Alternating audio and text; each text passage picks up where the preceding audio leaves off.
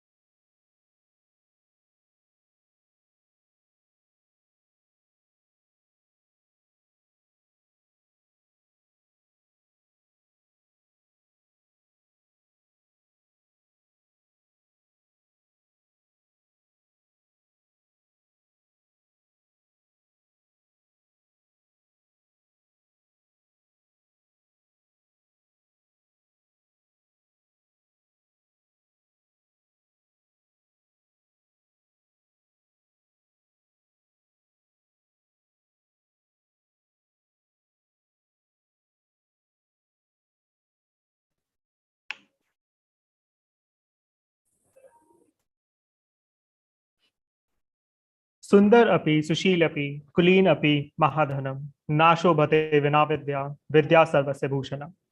Education, knowledge, and skill are the ornament that you wear in today's world. In the same way, marketing is the ornament that every business wear and use to reach their target audience.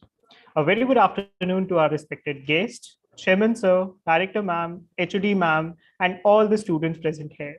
Today, we have assembled here to be a part of this guest lecture on the topic Marketing Trends 2020, Bridging the Gap Between Theory and Application. Storytelling is a key skill that every marketer strives to use to build engagement with the target audience. So I would like to share a story that will not actually give you a life lesson, but will also help you to gain insight on how marketing actually work in today's world. Alone, we can do so little, and together, we can do so much. This quote by Helen Keller tells us that how teamwork can actually increase the range of our work range. Similarly, DARPA, which is the defense agency in US, actually thought to conduct a drill to actually see that how people will react if any disease happen in future or any terrorist attack happen. So they announced a red balloon challenge.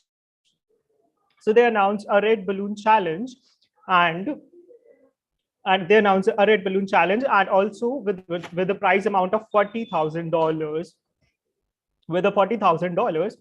So it actually attracted the brightest minds of the America, which included universities, hackers, and research people, and even millionaires who were actually thinking of tapping into satellites so that they can actually locate the places of balloons. So on 5th December 2009, Red Balloon Challenge happened.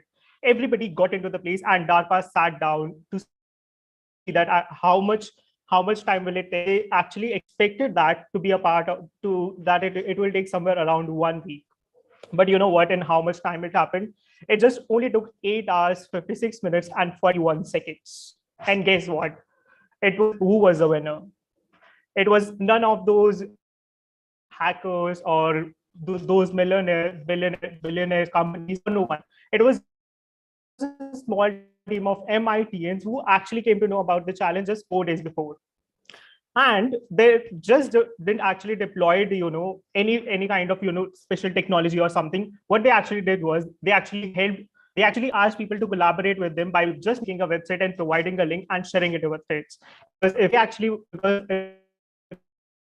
someone come to know about the Red Balloon Challenge, will the person who actually got the prize will also get the prize, but also the people who recommended it will also get the prize. And using this collaborative strategy and making this very simple strategy, they actually won the challenge with 4,665 people. Now, what do we actually learn from the story? The moral of this story is that uh, talent might win you games, but teamwork and intelligence will win you championships. In the same way, if you are someone who aspires to be in the field of marketing, or in any field you wish to go, you must understand that even after having the world's first best challenge, if you don't know how to collaborate with people, and if you don't know how to actually make complex thing into simpler terms that will actually connect you to people, then you might not achieve what you actually can. And with this, I would like to invite our Honorable Chairman, Sir, to enlighten the student with his kind words.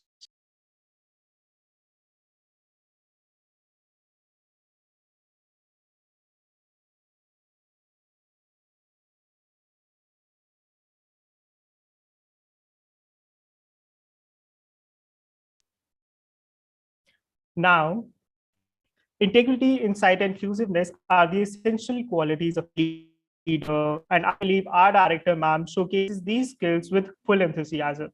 Now, I would like to invite our dynamic director, Dr. Barka Bell, to present her welcoming words.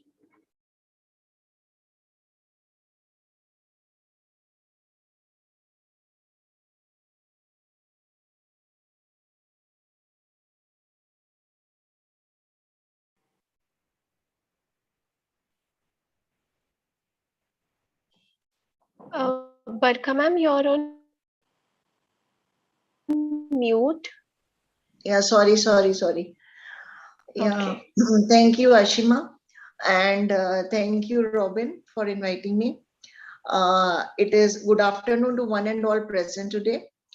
It is my pleasure to welcome Mr. Dilip Biswal, sir, for a guest lecture today on Marketing Trends 2022, Bridging the Gap Between Theory and Applications.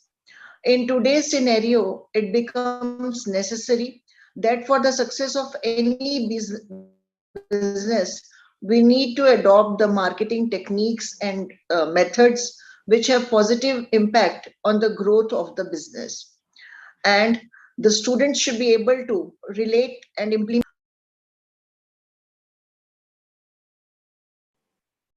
Ma'am, again the mute is pressed.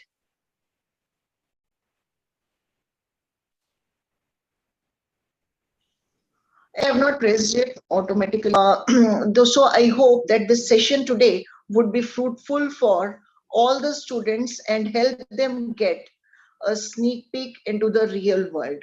In this changing scenario where trends are changing now and then, it becomes very, very important and imperative that all of us know that what all we have in books can be translated practically in real life scenario. Mr. Dilip definitely, I think, will be deliberating his views on it and will be guiding all of us and enlightening all of us towards this in this direction. And I hope that the trends which are although prevalent currently, that is digital marketing, chatbot, personalization, etc., in addition to all these existing trends, Mr. Dilip will be enlightening us with the other additional trends which are upcoming and which we have to forcefully adopt because of the COVID-19 impact also. With these words, I once again welcome Mr. Dilip, and I extend my congratulations to management department and all the team members for holding this webinar. My special thanks to Chairman Sir for always encouraging us and motivating all of us to enlighten our students in all such topics. Thank you. Thank you, welcome, ma'am. Thank you, Seema. We sent out the invitation and the chairman, of course, and all the other relevant stakeholders. And of course, the most importantly, the students. I'm told that the audience today would be BA and BCom students. So obviously, I'm not going to get into the nitty-gritties of marketing because it's again boring. What you study in the books, I'm not getting into those things. I even forgot. A long time back, I did my MBA, so I forgot almost all the theories. But yes, we are going to talk about certain things which are every marketer or every salesperson or everybody who is the entire value chain of an organization, what they should consider, because what we read in the books, we have seen, it's mostly consumer centric. The world has changed. Every product is not a consumer product. There are thousands of products which are not going directly to consumers. We are also going to talk about the other aspect. It is not always about the McDonald's burger, how they succeeded, or GM Motors, how they failed, but there are lots of thousands of other to talk about.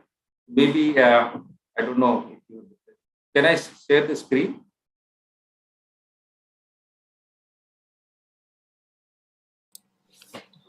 Yes, sir, you can share the screen.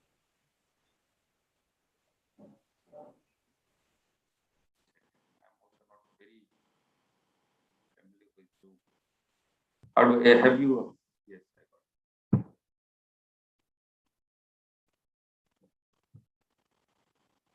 it. Can you see the screen? Yes, sir, it is visible. Okay. I'm straight. Get into point. What is marketing? Obviously, this is a more complex question.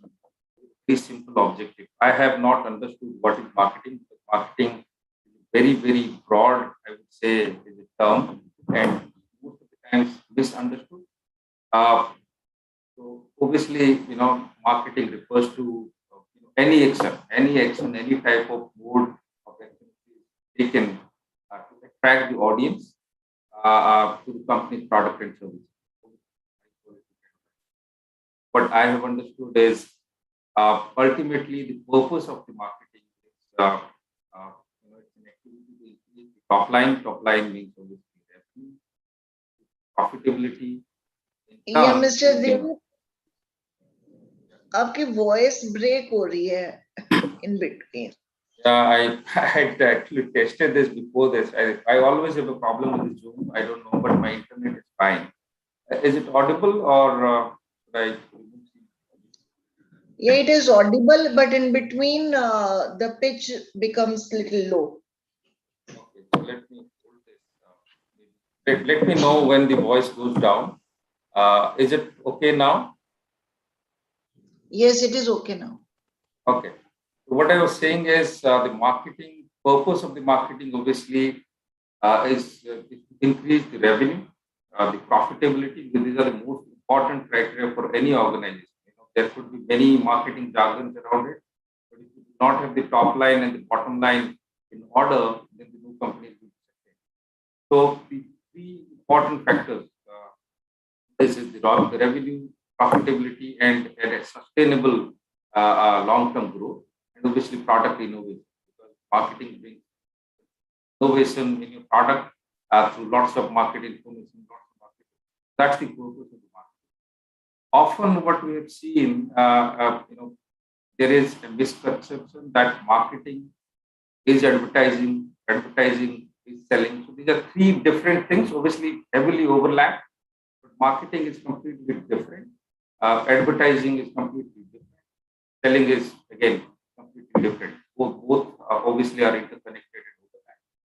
Marketing is actually it's involved from the very beginning. From the very beginning till the end.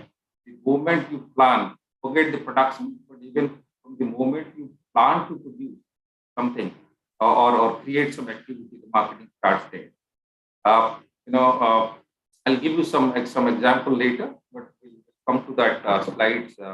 Maybe one of the real examples. These are obviously certain evolution of marketing. There are many pre-era to this, but from 4 Ps to 10 Ps, maybe 11 Ps. I have lost actually counts of how many Ps are there. But these are certain evolution of very standard form of marketing. These are very important. I'm not saying these are not important, but this cannot be a template for every company. There is not a standard template for marketing. What we have seen in our real-time experiences, there is not a standard template. Nobody is going to tell that this marketing strategy is fit in other companies' strategy. It's completely different every time. And obviously, you might have read all this. I don't know whether it is a BBA course or MBA, but there are marketing always has evolved for different eras. Started with the trading era in the very beginning. Then it came to a production era. Production means just increase the production through modern machinery, increase the volume, cut the cost down, and the profit will be automatically taken care of. That was the production era where production became a marketing tool. Then the phase came to product era. Means production is not enough, but the product has to be good.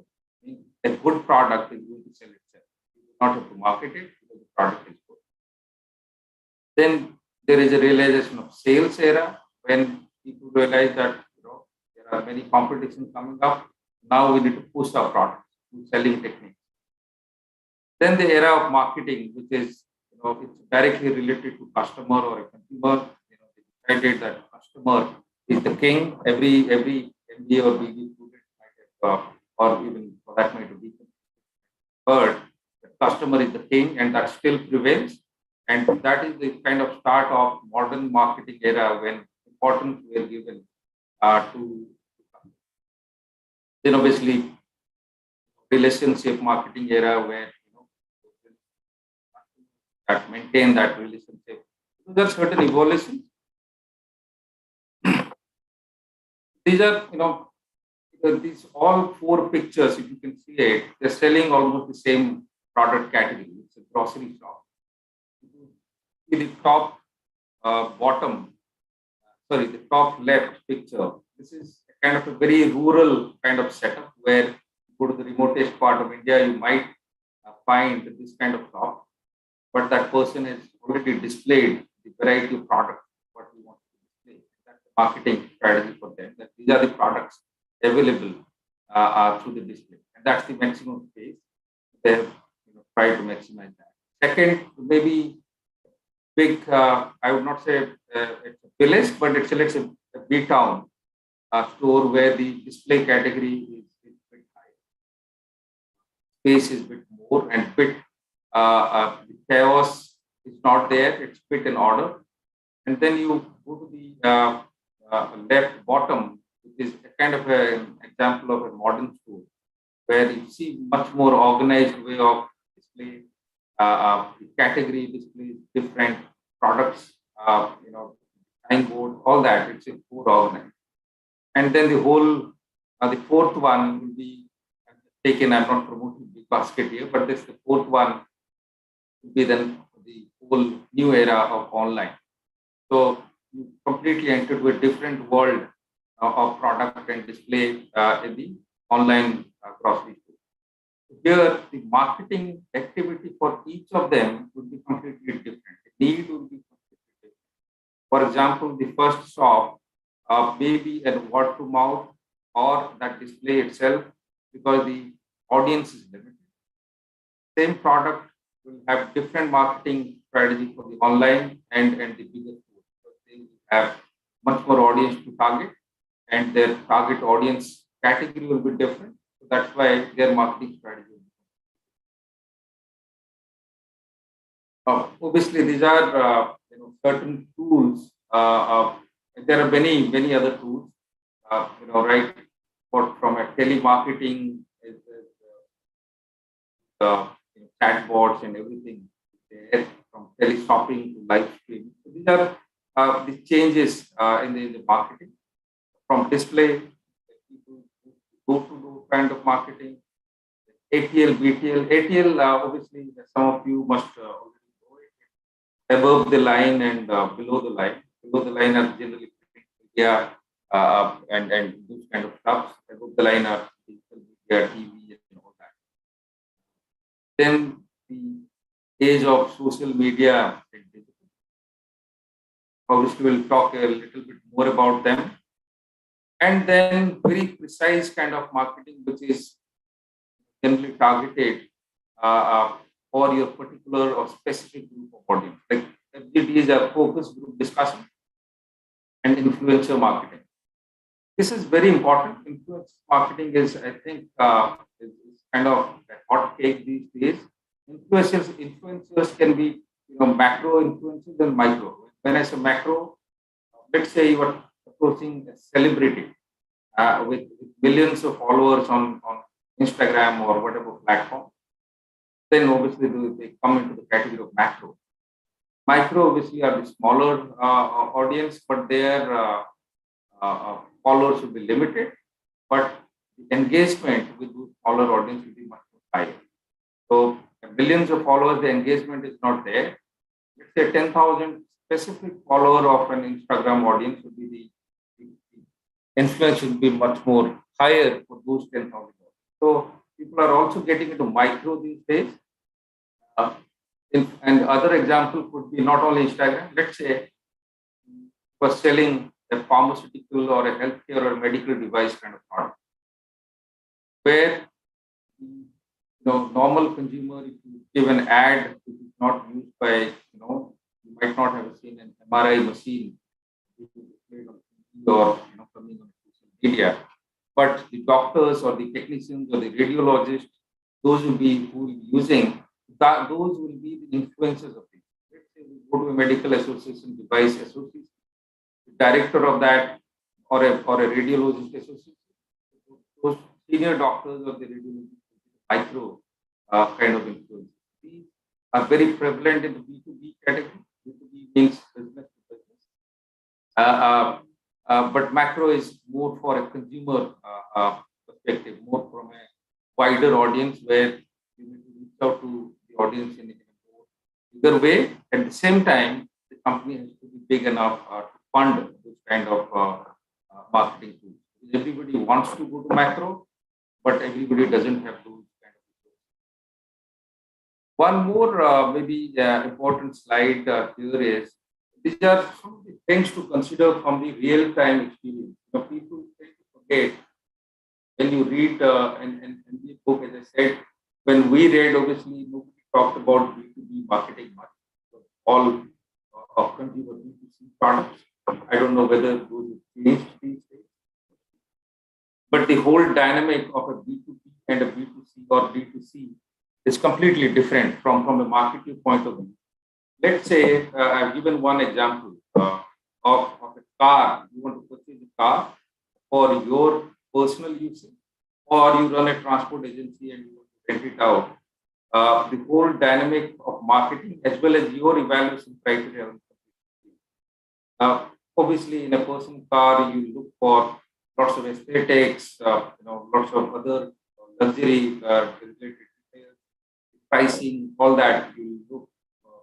But when it comes to car rental services, it becomes B2B. You want to generate revenue out of that rental car. So you want to see whether the mileage is good enough, whether the journey, whether the services are cheaper, whether it can handle the rough kind of terrain, whether it can accommodate more people. So there are many things. So from a list price, list price means obviously we're talking about a fixed pricing or a discounted pricing. So is total cost of ownership or opportunity. So you always count, okay, your car is going to run let's say 100,000 kilometers in its lifetime, and you charge, let's say, some odd rupees per kilometer, whether the total cost of opportunity or the ownership will be higher or lesser compared to your selling and the cost. That way, the marketers also will change the complete approach when they market a rental car versus similarly for you are selling an orange. Let's say a farmer comes to orange and decides to become a retailer by the farm, or he decides to sell the orange to the or they will sell the oranges to Tetra Pak, a company where the orange juice is packed. So then the market dynamics change. How it is changed? Obviously, in a retail segment and the smaller segment, the marketing dynamics are very limited. But if a company, a juice maker buys the orange, it is not a simple trade. Then the whole supply chain dynamic changes right from the farm to fork, what they call it. So the entire quality of production will change, quality of seeds will change, quality of cultivation and technology being used in that orange farm will change. And hence, the marketing people are very important to look those aspects as well, because they want to market all those factors as well. Because how we are plucking that orange from the farm, how we are sowing the seed, and how we are packing it till the final consumer, and the packaging again is environmentally friendly or can be recycled, all that. So the marketer has to consider all that generally in the entire cycle, product life cycle. Then the other example could be whether you are selling a finished product. Let's say again, we talk about a car. Car is the finished product. Let's say at General Motors, for example. Somebody who is selling the airbag to the car is a part, right? Airbag or a seat belt or there are other. And somebody is selling capital goods, which is kind of machine or goods, automation devices used to assemble and manufacture. So how do you see the marketing difference in these aspects? Because ultimately, only one part of that category, the finished product, is going to be. But other are also need to market their product.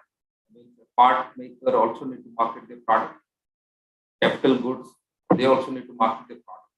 So when you read, obviously you need to consider the other two as well. It is not only the car we are talking about. When it comes to somebody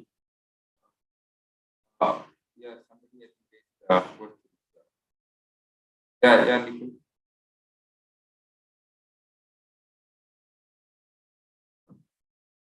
Okay. Does Nikhil want to ask a question? I saw a hand being raised.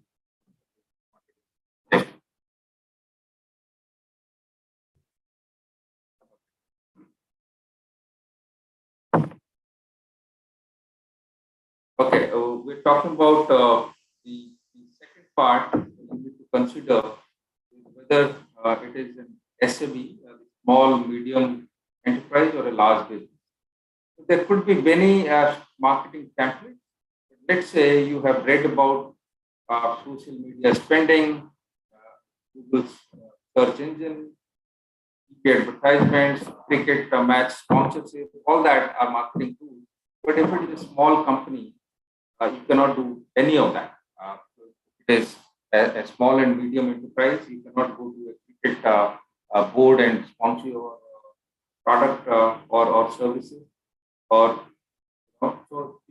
again, the marketers need to think whether they have enough resources to spend in marketing. So it is always obviously a story of chicken or the egg, whether you spend and then get the revenue, or you have enough resources to spend and it has to be revenue funded. sometimes for smaller companies, it has to be revenue funded. Means the marketing has to be revenue funded. You have certain sales, you have certain profits, you reserve some of the funds for the market. That's what the companies think. But the theory is obviously kind of you spend more, do all the advertisements, and get the revenue. So it is always a kind of chicken or the egg first. And obviously for the large businesses, there are different challenges, whether they are conglomerates, whether they are different product groups, within that organization, whether they synchronize among themselves or it is different. So SME versus large business, that's very important. Then whether it is an old business or a startup, for an old established company, whether they are doing good or bad, that's a different kind of marketing you can run versus a startup. So again, the template of marketing, whether it is a product or a service, then again we're talking about different way of communicating. The product obviously something which is tangible, you can showcase. Service is again you explain lots of other activity, and communication is a bit challenging when it comes to service industry compared to product. Again, the technical or a non-technical product. You need to consider whether it's a simple product or a technical. So your audience are technical enough, whether your message is going to be very highly technical or it could be simply understood. That also again needs to be considered. The segments also. Obviously this is very important. What segments and customer pool we are targeting. Sometimes the segments are organized, then it becomes very easier. But if it is not unorganized, if it is unorganized, then it becomes a challenge. Similarly, when your customer pool is fragmented or they are clustered. If they are clustered, obviously it becomes easier. If they are fragmented enough, then it becomes a challenge. What to target, how to target, whether we do global footprint or nationwide, or we just start from like Delhi NCR. So it depends what kind of cluster you have. And then the audience is government or private. Government, whatever marketing and other things we do, ultimately the selling, when the purpose, as we said, the ultimate goal is to also reach the top line. But whatever marketing you do, the process is same, right? You need to bidding, qualify the technical rounds, then you go to the L1 bidding price, which is the basic pricing strategy. Then your marketing, if you are selling a defense equipment and your only customers are government agencies, and only procedure is bidding, then your marketing that of a private one. Then comes the and these are the consideration obviously based on the real time issues they faced. It's a private company or a public listed company. Private company, obviously, we talk lots of things, it falls into that. When it becomes a public listed company, you are not only promoting your product and services, but you are also promoting your stock prices, right? Any company you might have seen days before they come release their IPO or come to the stock market, you start seeing the advertisements. You start seeing some news, whether it is directly related to the company or not, whether it is to PR or to direct advertisements, sponsored ads. You start seeing them because they want to also promote the stocks and not only the product in the service. And then finally, there are many others, but I've listed few, regulated or unregulated. Unregulated, obviously, we're talking about all the products and services. Regulated becomes some pharmaceutical drugs or an alcohol, or there are many products, whether you're selling nuclear parts or a civil nuclear fuel, all that comes under the regulated. Again, the marketing concept is changed. So I'm talking about of a holistic. So all companies are not directly selling to a consumer like us. There are thousands of other products, or thousands is an understatement. There are billions of products which are not coming to us, and those are the bulk of the company. We have done, I think, our company have worked with maybe 1,600 multinational companies, out of which 1,000 would be B2B industrial products. So we need to consider all that, which is very critical when you go to the real world. These are the questions, and obviously this will all boils down to how much funds we need to utilize in that marketing. There's a great plan, but the plans sometimes get rejected because the lack of funds or lack of resources, or they are owned by some of private equity which is not interested in that particular market. So every time it is not that company not want to grow. Sometimes there are other challenges to consider. What are the priorities? How do you prioritize the marketing spend? Whether you go digital or you do not need to go at all. It is enough to go to an exhibition, stall, and you are done for that year. So there are any other areas to look at. So this is maybe the last slide. What this pandemic has taught kind of it's a kind of a different world right now we are dealing with. The pandemic has taught us many things, and what we have learned is even kind of way to the social media, the digital and the internet marketing huge influx. Means everything else in the form of marketing has taken a backstage or a second kind of tier right now. Now the most primary way of communication is what we have seen in this pandemic. What we did not believe earlier is that there is a huge kind of influx of traffic to this internet world. That has to be imagined the COVID-19 happening pre-internet world, let's say early 2000. I think there could have been massive kind of losses to the companies because there were no internet. Obviously, they could have come up with more optimized supply chain, but the losses could have been immense, and it could have wiped out trillions and trillions of dollars from the market, which could not happen only because of the internet and technology. When I say internet, obviously we're talking about 4G, 5G, those kind of internet which cannot be communicated 2G and below. That's also not enough. So when we talk about digital, we also talk about keeping pace with the people are right now eyeing the 5G already. They are no more talking about the 4G technology because they are right now developing the way of communication which can be done in the 5G kind of way. So we've seen digital migration of customers and expansion of digital borders. So right now we do not have maybe physical borders but digital borders. So anybody and the easier the digital expansion. We have realized in this pandemic that marketing can be done virtually and businesses can be successful. Virtual meetings can be as effective. So that's also one of the learning when people think it has to be as physically present. But thanks to again technologies, the likes of Zoom and other, there are hundreds of other platforms where the virtual meetings also can be as effective as we used to do. So, what are the changes? These are few things. As I said, there are no specific tools, and I'm not going to teach you here lots of marketing things. But right now, the precision marketing is one of the trends. Precision means it's very personalized. What you want to sell and who you want to sell and when you want to sell. So that's most important.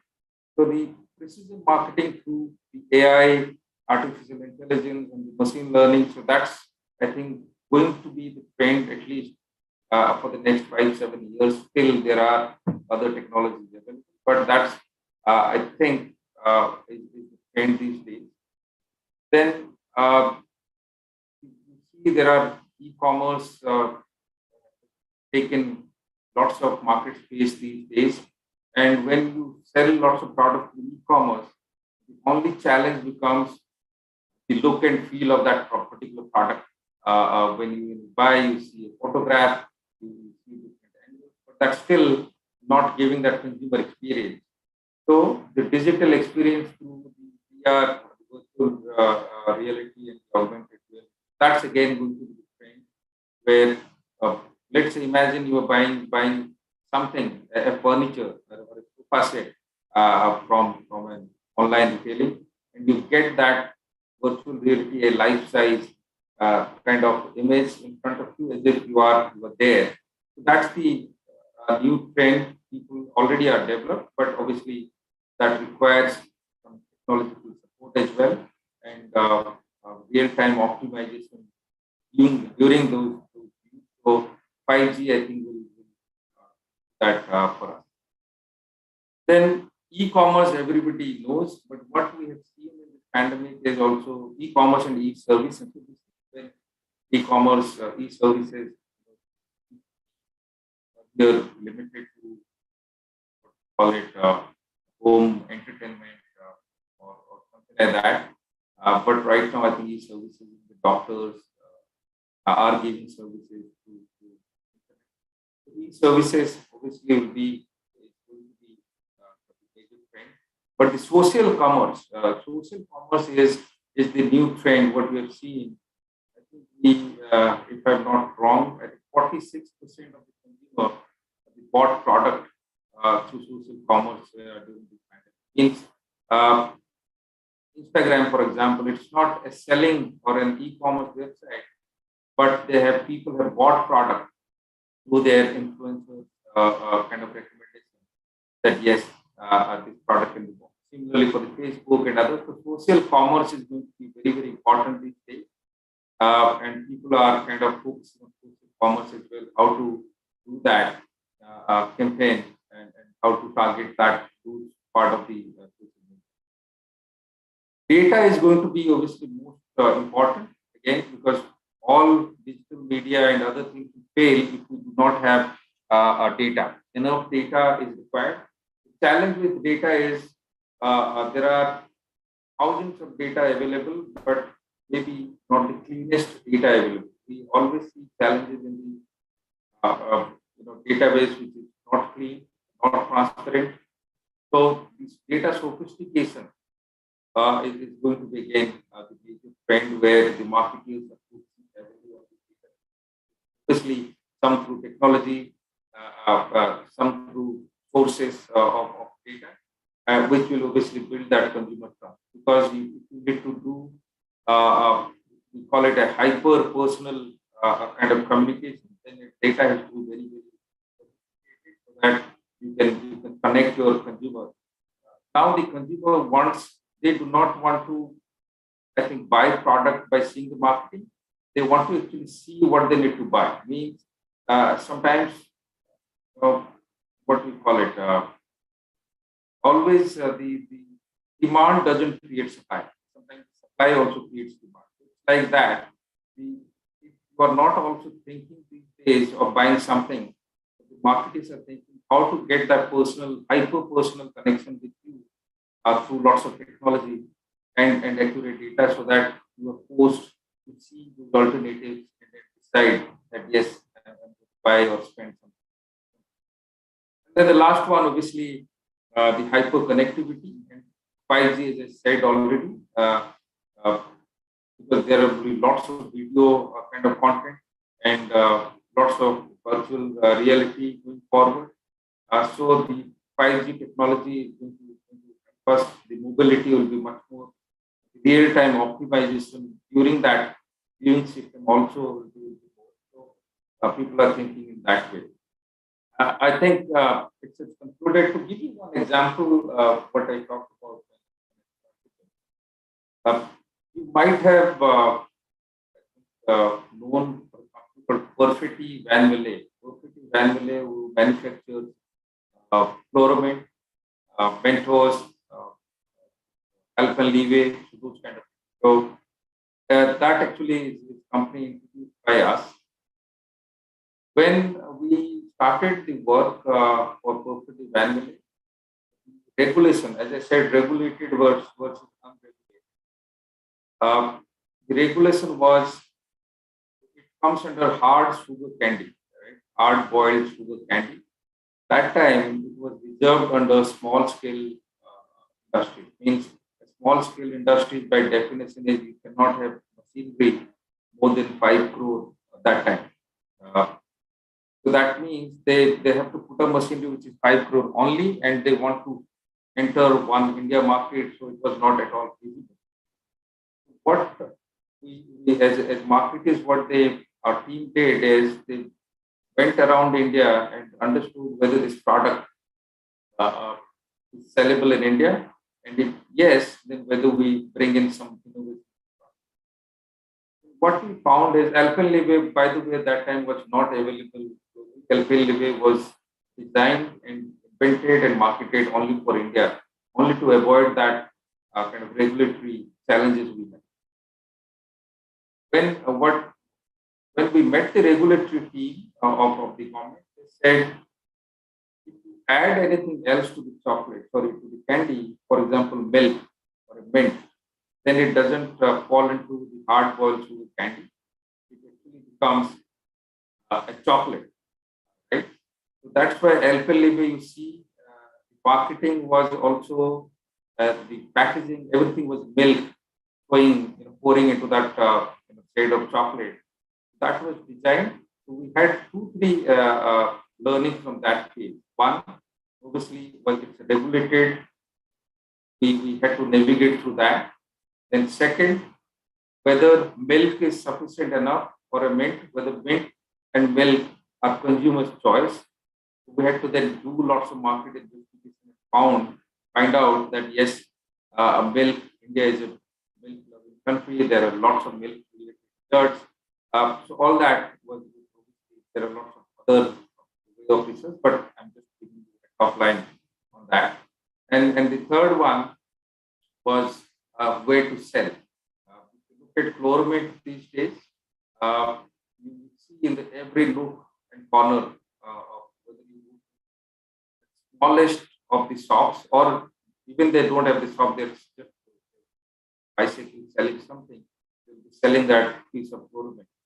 Because that time, obviously, we realized whether that 50 paise or whatever the price was that time, whether it's enough to sell only through organized kind of chain, whether we target only pharmacies, or whether we go much wider. So my point is, the marketing is always very, very customized to the need. There could be not a single template. At the same time, I think the bubble gum and the other competitors, what the name, Travel Gum or something, Revlon or something, sorry, I forgot the name. But today, Coffee Vanillin has 70% or more market share in those segments. Effective marketing and effective distribution. And if you do not do it right, despite being a large company, you are failed and 5-10% market. That's it. I think I have already exceeded the time limit. That's it from my side. There are lots of other specific market-related theories and practical applications which you read out in your courses, or which you have certain practical experiences. I think college like Trinity, some practical internship or practical experiences and training in some training and things. So yes, any questions? I'm happy to respond, but I have, I think, very limited timeline, 4-5 minutes. But thank you. I think before I conclude, thank you everybody.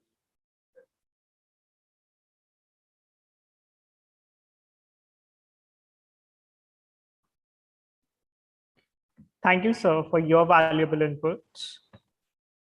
I really enjoyed the session throughout. Now, I would like to call Dr. P.K. Nayak to present his vote of thanks. Thank you, Ravi. Thank you, sir. Firstly, we are thankful to our respected chairman, sir, for giving the opportunity to conduct the guest lecture.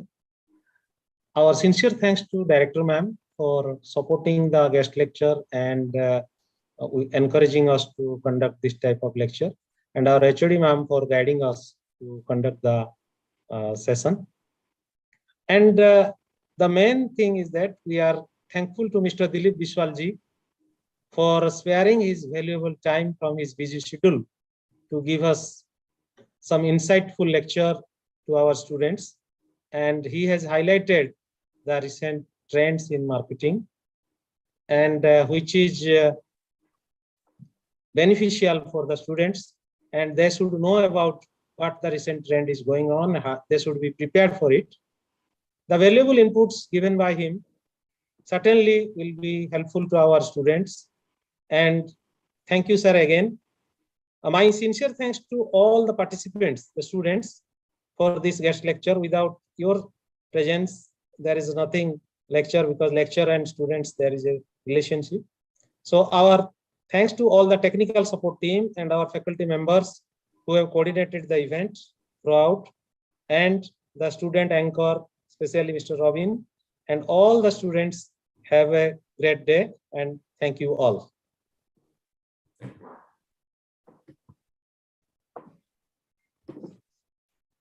Hereby we come to the conclusion of this. For a Dilip sir, आपकी video on रहे और थोड़ा सा हम photograph ले रहे हैं, group photographs के लिए. Please students switch on your video.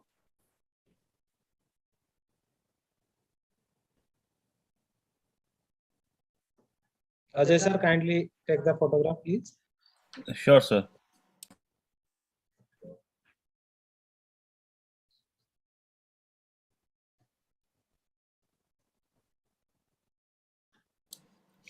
Done, sir.